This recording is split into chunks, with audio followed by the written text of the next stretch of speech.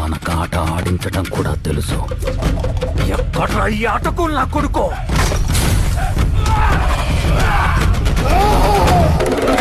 మాటలతో కాదు, ఆటతో బరిలో గెలిచే మగతనం ఎవరికుందో రమ్మను.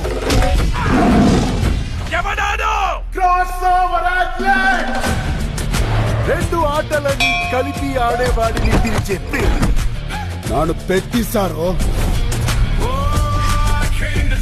గెలుపైనా ఓటమైనా ఈ కొండ కింద ఊరూరు దేవాలా. మీరందరూ నేను ఆడాననుకుంటున్నారు. నేను పోరాడాను సారు.